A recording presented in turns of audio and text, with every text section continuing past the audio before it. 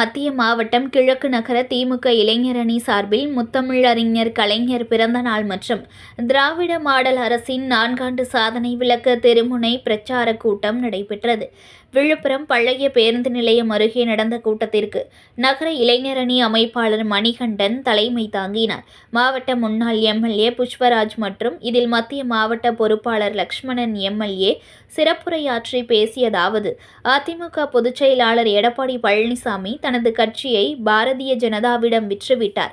கடந்த நாடாளுமன்ற தேர்தலில் பாரதிய ஜனதா கட்சியோடு கூட்டணி கிடையாது என கூறிய எடப்பாடி பழனிசாமி தற்போது பாரதிய ஜனதா கட்சியோடு கூட்டணி வைத்திருப்பது வியாபார ரீதியாக அதிமுகவை விற்றுவிட்டதற்கு ஈடாக உள்ளது.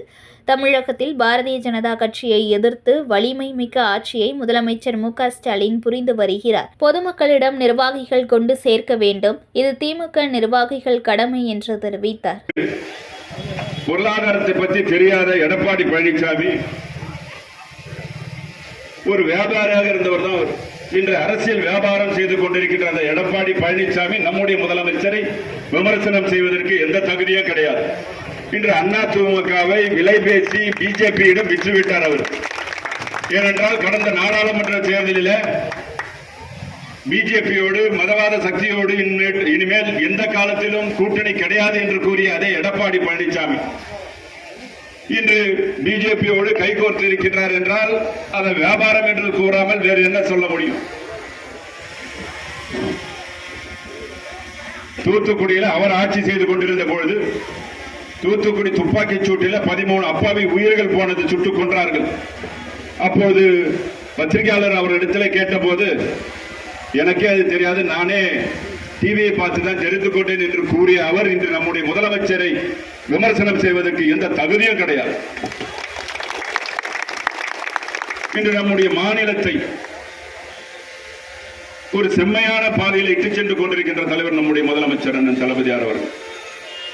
அதே போல பாட்டாளி மக்கள் கட்சியை சார்ந்த டாக்டர் அன்புமணி அவர் கூறுவிக்கின்றார், அவருடைய கட்சியில உட்கட்சி பிரச்சனை இருக்கின்றது, அவருடைய தந்தையோடு அவருக்கு வேறுபாடு கருத்து இருக்கின்றது.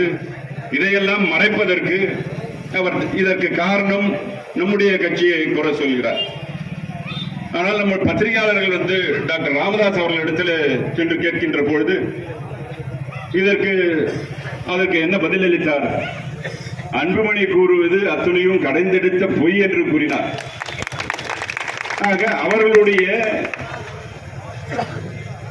அவர்களுடைய தோல்வியை இப்படி ஏதாவது ஒரு குறை கூறிக்கொண்டே இருக்கின்றார்களா? அந்த பழியை நம்மிடம் போடுகின்றார்கள்.